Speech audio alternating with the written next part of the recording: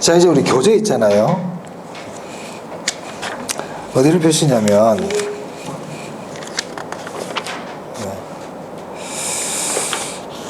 516페이지예요. 516페이지. 네. 거기 보시면 516페이지에 지역 분석에 의의해가지고요. 동그라미 2번 있죠? 동그라미 2번 별표하세요. 네. 그게 일단 중요하거든요. 네. 그 2번 내용을 표로 만들어 놓은 게 밑에 있는 표예요. 이 표를 사실은 외우시는 게 제일 좋아요. 네. 자, 그 설명드리겠습니다. 자. 지금 우리 지역 분석했거든요. 지역 분석은 감정평가사가 이 건물을 감정평가하기 위하여 이 주변의 지역을 분석하는 거예요. 인근 지역도 분석하고 유사 지역도 분석하고 주변 용도 지역도 분석한다 안 그랬습니까?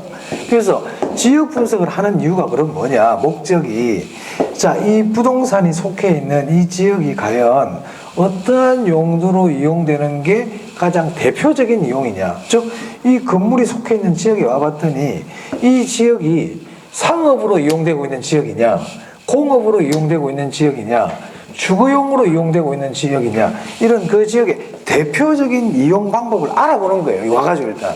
그걸 뭐라고 그러냐면 표준적 이용이라 그래요. 표준적 이용.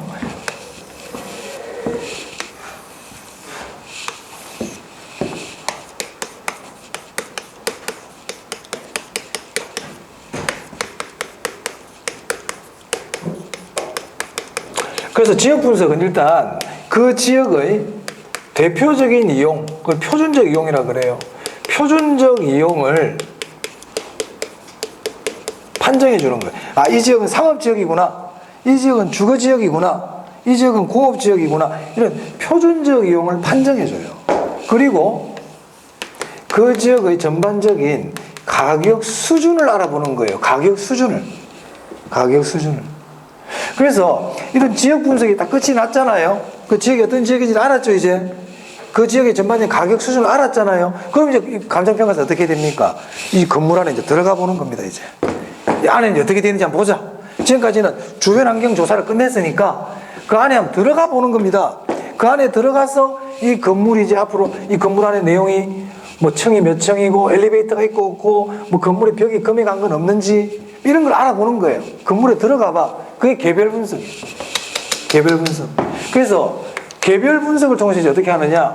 이 건물은 최고 최선이다. 최고 최선이 아니다. 즉 최유 이용인지 아닌지를 판정해 줍니다.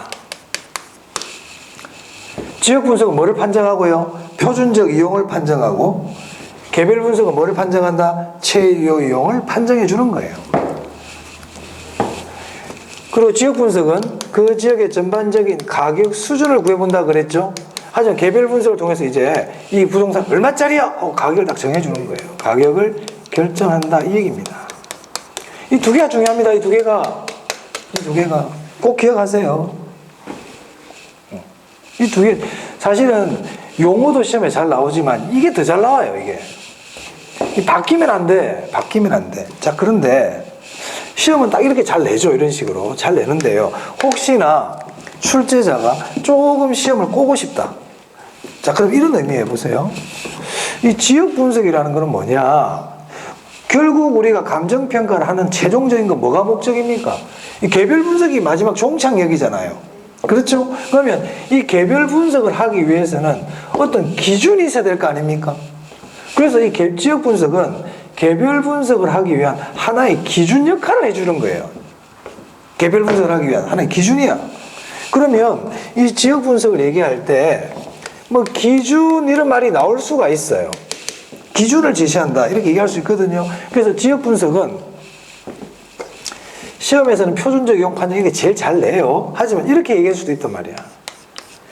최유효 이용이라는 게 나왔어. 최유효 이용이 났다 그래가지고 이거를 개별 분석을 해버리면 안 돼요. 끝까지 읽어봐야 돼. 최유효 이용의 방향을 제시했다. 또는 기준을 제시했다. 최유효 이용을 판정하는 게 아니죠. 이렇게 이용하는 게 최유효 이용입니다 하고 방향을 제시해 준단 말이야. 무슨 분석에서? 지역 분석에서 기준을 제시해 준단 말이에요. 그럼 이 방향과 기준을 가지고 개별 분석을 통해서는 뭘 한다? 체유용을 판정해 주는 거예요. 그래서 시험에서는 표준적 이용의 판정이라고 제일 잘 내. 이런 표현을 제일 많이 써. 하지만 체유용의 방향 제시 이렇게 나오면 그때 무슨 분석이다? 지역 분석입니다. 지역 분석. 됐어요? 그 외에는요, 지역 분석과 개별 분석이 뭔지를 알면 다 알 수 있어요. 우리 교재 한번 보시면요. 표 한번 보세요. 표. 자, 거기 4번 가격 원칙 한번 봐보세요. 가격 원칙. 찾았어요? 그러면 이 지역 분석은 외부를 분석하는 거잖아요. 이거는요, 내부를 분석하는 거죠. 그럼 가격 원칙 중에 여기 뭐가 올까요? 적합의 원칙이 오겠죠.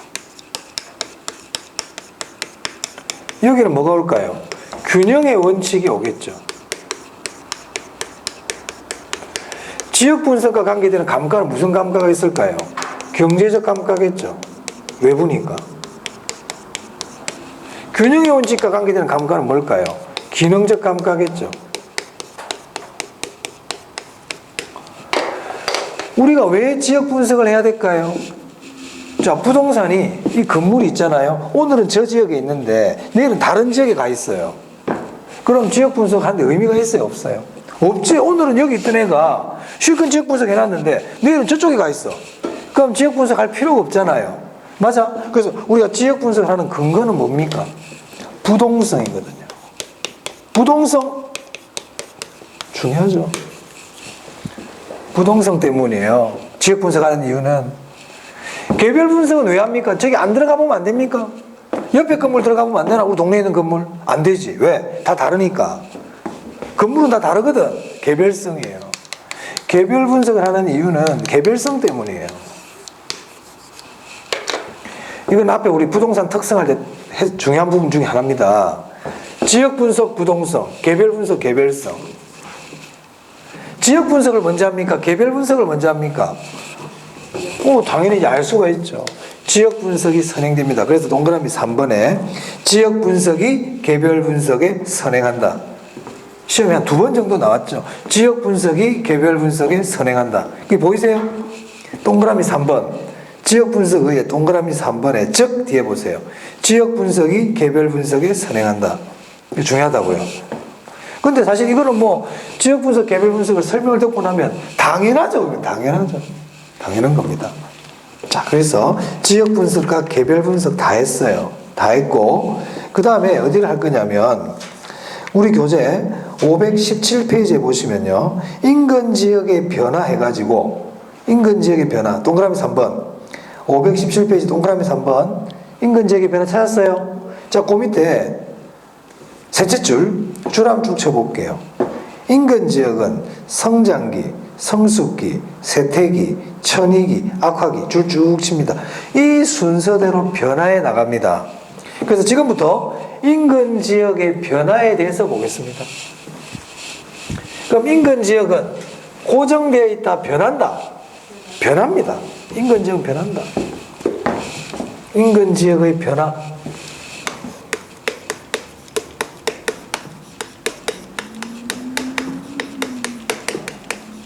자, 인근 지역이 어떻게 변하는지 봤더니 성장기, 성숙기, 쇠퇴기, 그 다음 뭡니까? 천이기, 그 다음 뭡니까? 악화기입니까? 뭡니까? 맨 마지막이?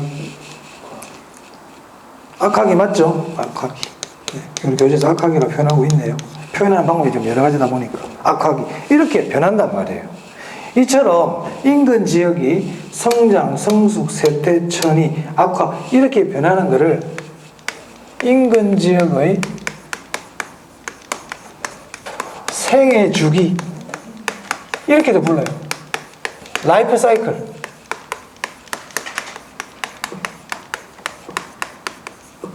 인간이 태어나가지고 유년기, 청년기 이렇게 성장해 나가듯이 지역도 성장, 성숙, 쇠퇴천이, 악화기 이런 순서대로 변하더라 이 말이죠. 일단 이 순서 좀 기억하시고요. 순서 외우는 게 어렵지 않아요? 성장했으니까 성수 가겠죠. 그럼 여기가 헷갈리거든. 세태하고 청. 아카는 맨 마지막일 거고. 이 두 개 헷갈리거든요. 시옷이 연속된다. 네, 시옷. 성장, 성숙, 세태. 네, 요렇게. 그러면요. 성장기는 뭘까? 이 말이죠. 성장기. 자, 어떤 지역이, 예를 들어 우리가 처음 시작하는 지역 생각해 볼게요. 자, 성안동 한번 생각해 봅시다. 성안동에 우리 혁신도시라는 게 처음 생겼잖아요. 그 처음에 어떻게 됐어요? 성장기라는 게 맨 처음이거든. 자, 새로운 건물들이 막 지어지기 시작합니다. 신축 건물이 들어와. 신축 건물이, 머릿속으로 상상을 해보세요. 신축 건물이 들어와요. 그럼 유입인구가 많아져요? 작아져요? 유입인구가 늘어나죠? 인구이동도 많죠? 인구이동이 많아요. 들어오는 층들은 좀 젊은 층들이 들어와요. 젊은 층들이 들어온단 말이에요.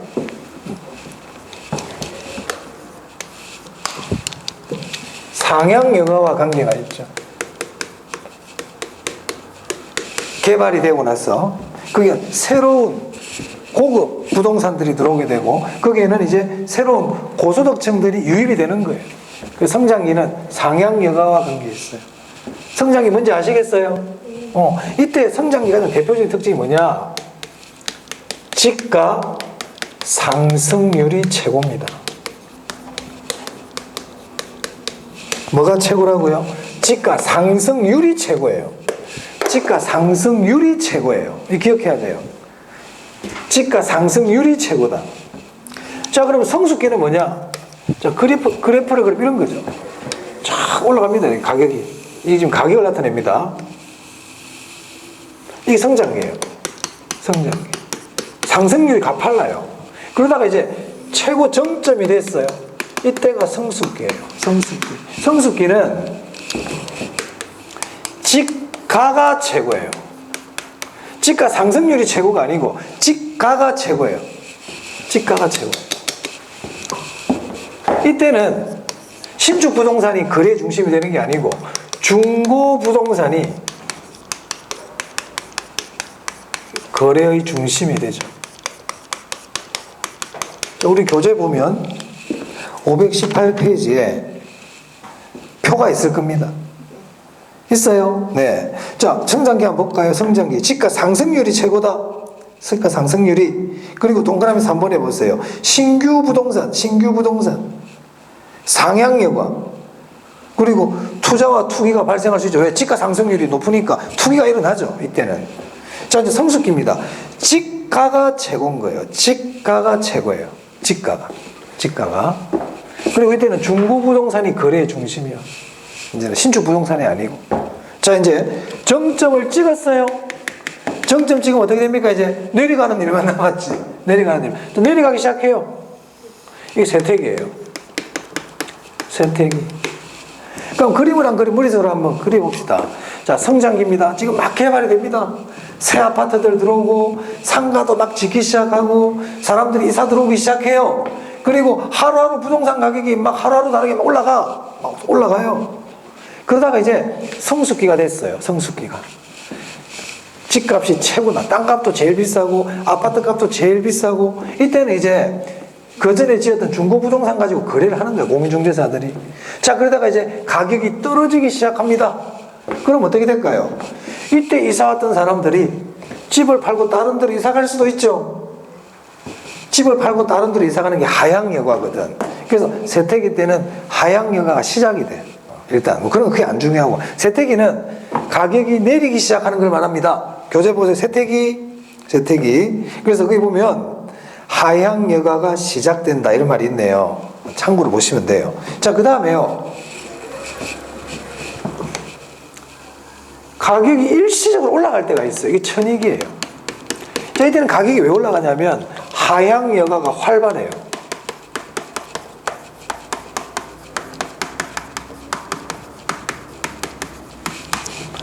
하향여가가 활발하다는 얘기는 이 당시에 처음 들어왔던 사람들이 이제 집을 팔려고 내놓은 게 하향여가인데, 이 지역에 이제 소득이 좀 떨어진 사람들이 이 집을 막 사러 오는 거야. 이제 처음엔 집값이 너무 비싸가지고 못 들어왔다가 이제 뒤늦게 절로 이제 이사 오는 사람들이 늘어난다는 겁니다.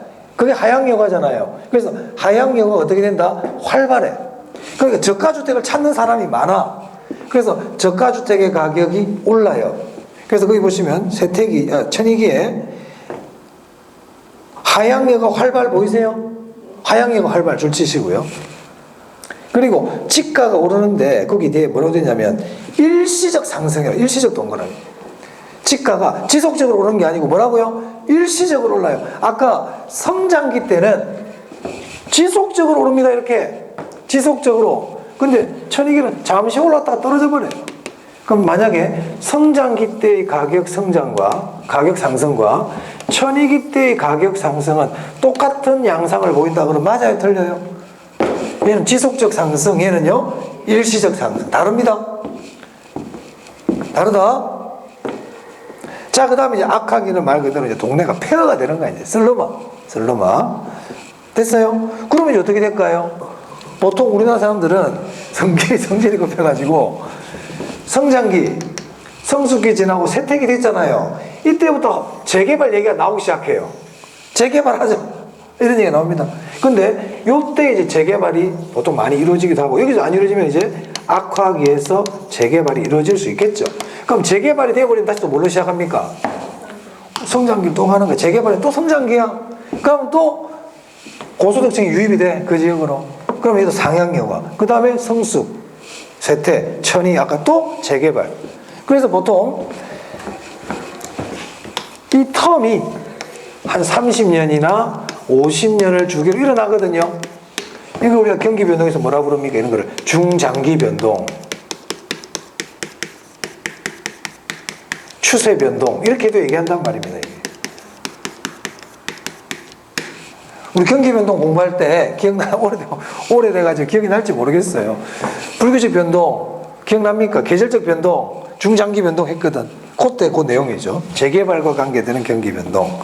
네, 그래서 인근 지역의 생애 주기 보시면 되겠습니다. 성장, 성숙, 세태, 천이, 악화. 지가 상승률이 최고다. 성장기. 성숙기, 지가가 최고다. 세태기, 하향 여가가 시작된다. 가격 하락이 시작된다. 천이기, 하향 여가가 활발하다. 하향 여가 활발. 그리고 일시적 가격 상승. 이런 말들이 포인트가 되겠네요. 네. 자, 인근 지역의 생애 주기까지 봤습니다. 이제 어디를 펼치냐면 524페이지입니다. 524페이지. 네, 감정평가 3방식입니다. 자, 오늘은 여기 앞부분 조금만 하고 마치겠습니다.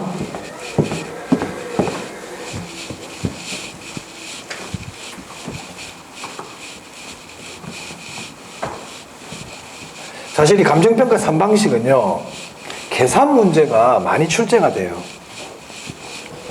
계산 문제가.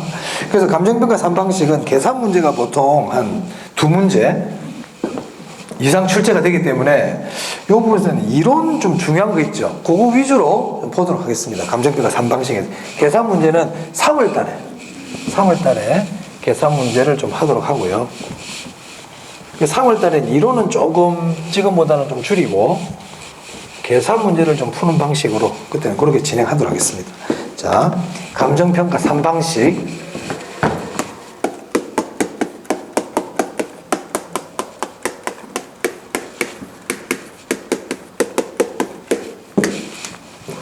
감정평가가 뭡니까? 감정평가란 어떤 물건의 가치를 판정해 주는 거라 그랬죠. 그죠? 그래서 가치를 판정해서 그게 얼마다 이렇게 구해주는 게 감정평가라 그랬어요.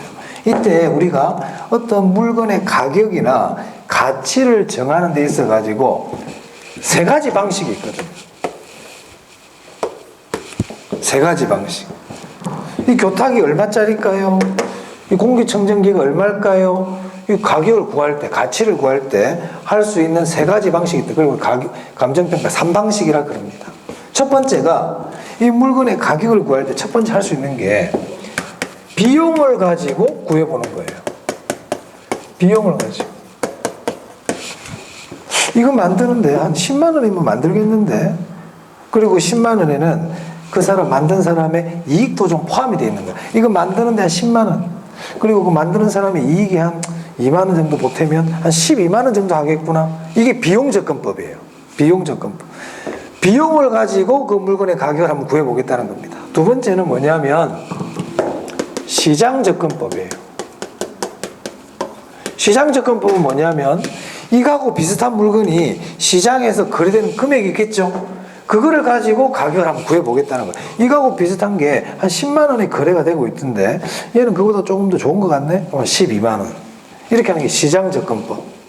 그 다음 이 공기청정기가 장래 나에게 이익을 가져다 줄 건데 나에게 가져다 줄 이익의 현재 가치가 이 공기청정기의 가격이다. 이렇게 보는 게 소득접근법이에요.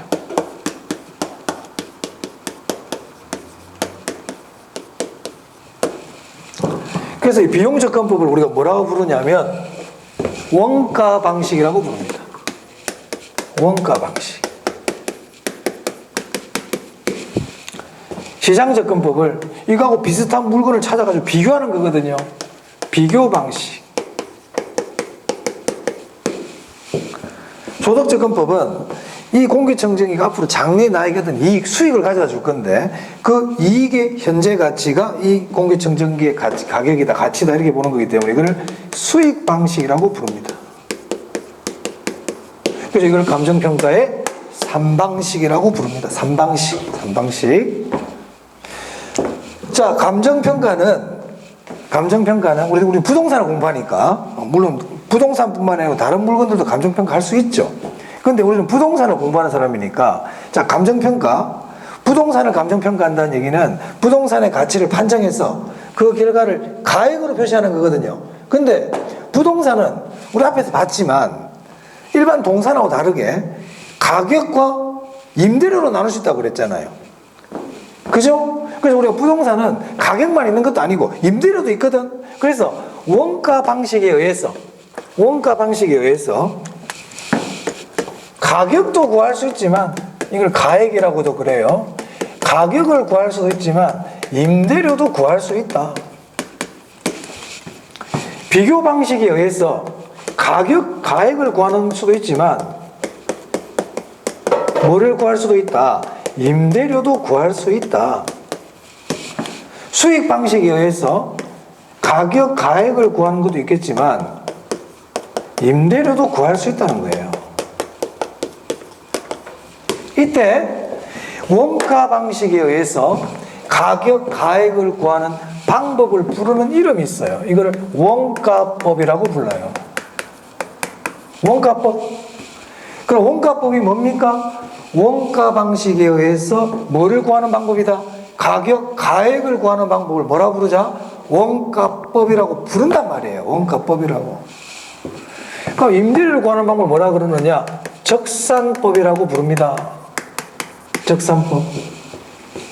비교 방식에서 가액을 구하는 방법을 거래 사례 비교법이라고 불러요. 임대료 구하는 방법을 임대 사례 비교법.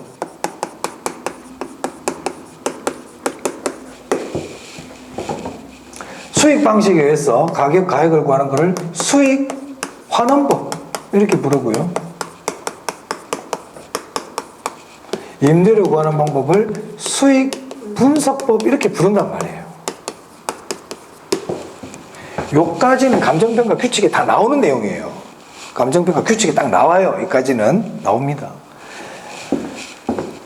토지가 있거든요. 토지의 가액을 구하는 방법을 뭐라고 부르냐면 공시지가 기준법이라 그래요.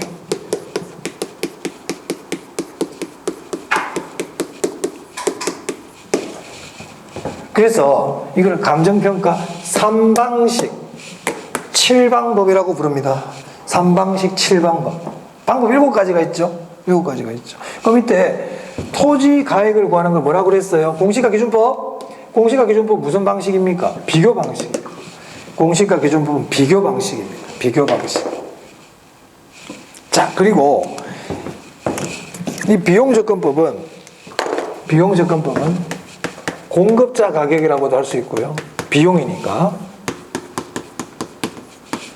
소득접근법은 수요자 가격의 성격을 갖고 있고요.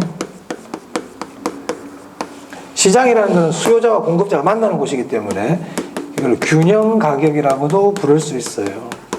균형 가격. 자, 그 다음. 원가법에 의해서 구해진 가격을 우리가 뭐라고 부르느냐? 적산가액이라고 부릅니다. 복선가액이라고도 그래요. 적산법에 의해서 구해진 임대료를 뭐라고 부르냐면 적산임료라고 불러요. 적산임료. 거래사례비교법에 의해서 구해진 가액을 비준가액 또는 비준가격도 괜찮아요. 비준가액 이렇게 불러요. 비준임료. 이건 공시지가는 공시지가라 부를 거고요. 수익환원법에서 구해진 가액을 수익가액, 수익임료 이렇게 부릅니다. 그래서 여기까지는 암기를 해주셔야 됩니다. 우리 교재 보시면 525페이지에 위에 표가 있어요. 표 있죠? 이 표 외우셔야 돼요. 이 표는 외우셔야 됩니다. 그럼 우리 감정평가 규칙에는 뭐라고 되어 있는지 한번 봅시다. 524페이지. 감정평가의 3방식과 7방법 그래가지고 제 11조 한번 볼게요. 524페이지 11조. 네, 자, 읽어보겠습니다. 감정평가 방식. 감정평가업자는 다음 각 호의 감정평가 방식에 따라 감정평가를 한다. 자, 1번 원가 방식이에요. 자, 원가 방식에는 뭐가 있어요? 원가법과 그 뭐라고 적혀있어? 524 밑에 하단에 524페이지 찾았습니까? 그 찾았죠? 원가 방식은 뭐라고 되어 있어요? 원가법 및 적산법. 그죠? 그 뒤에 뭐라고 적어놨어요? 비용성 동그라미. 비용접근법이거든. 비용성 원리에 기초한 감정평가 방식이다. 자, 그 다음 비교 방식입니다.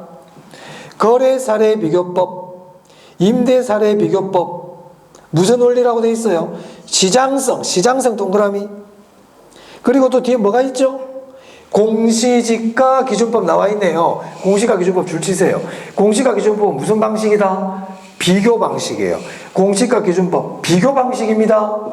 공시가 기준법 비교 방식입니다. 비교 방식.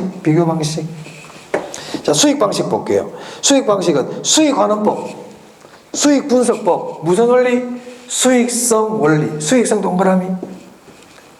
시험에 다 나왔던 지문들이 한 번씩은 나왔어요. 한 번 나왔고요. 자, 그리고 오른쪽에 525페이지는 표만 보시면 되고 그 밑에 거는 안 보셔도 돼요. 정리한 건 지금 우리 볼 게 아니에요. 넘기세요. 안 보셔도 됩니다. 자, 넘기겠습니다. 자, 그 다음 526페이지에 시산가액의 조정 있죠? 찾았어요? 네.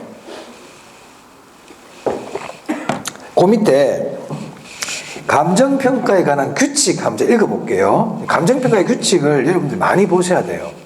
제가 수업시간에 읽는 이유는 나중에 제가 이 감정평가 규칙을 자료로 내드릴 거거든요. 프린트로 내드릴 건데 잘 안 봐요. 여러분들 집에서 보라 그러면. 안 보기 때문에 제가 지금 같이 읽어드리는 거예요. 한번 읽어보겠습니다. 감정평가업자는 대상 물건별로 정한 감정평가의 줄함쳐 볼게요. 주된 방법을 적용하여, 주된 방법 줄 쳐보세요. 주된 방법을 적용하여 감정평가해야 한다. 이렇게 돼 있네요. 그럼 주된 방법이 뭐야?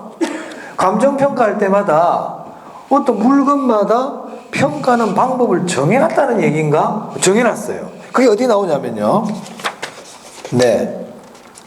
어디를 펴시냐면 교재 531페이지예요. 531페이지. 거기 보니까 1번에 뭐라고 적어놨냐면 531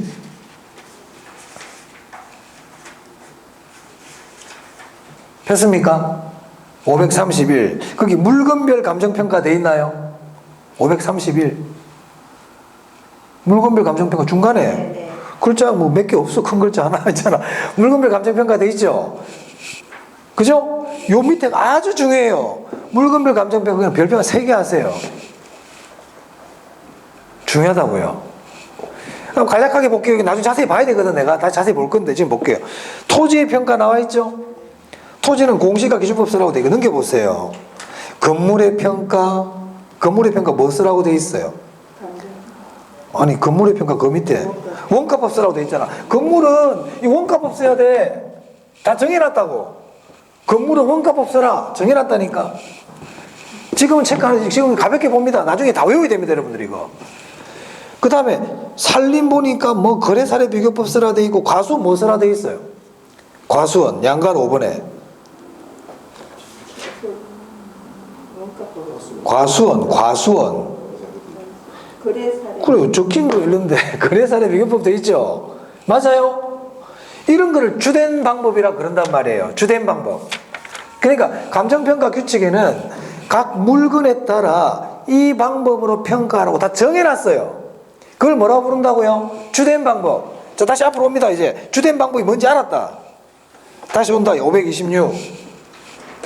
그래서 감정평가업자는 대상 물건별로 정한 감정평가의 주된 방법을 적용해서 감정평가 해야 돼. 해야 돼. 여기까지 이해됐어요? 자, 그럼 봅니다.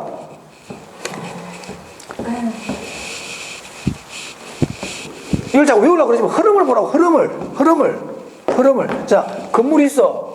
건물. 그럼 감정평가업자가 이 대상 부동산, 대상 물건을 감정평가할 때는 뭘 쓰라고? 주된 방법으로 평가해라. 주된 방법. 근데 건물의 주된 방법이 뭔데? 원가법이라고요. 건물 가격 구할 때 원가법 써야 돼. 그래서 감정평가사 원가법 써야 되겠죠? 원가법을 써야 될 거 아닙니까? 그럼 원가법에서 구해진 가격을 뭐라 불러? 적산가액이라 부른단 말이에요. 그래서 원가법을 썼더니 원가법 어떻게 하는지는 아직 안 배웠어요. 원가법을 했더니 적산가액이 6억이 나왔어요. 6억이 났다고. 그러면 감정평가사는 이 건물은 6억짜리입니다 하고 최종평가를 하면 되느냐 이 말이에요. 안 된다 이 말입니다. 안 된다. 자, 그 다음 계속 읽어볼게요.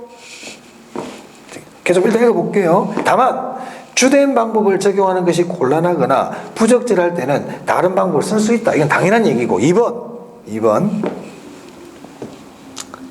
감정평가업자는 대상 물건의 감정평가액을 결정하기 위하여 제1항에 따라 제1항이 아까 주된 방법 쓰라는 얘기거든.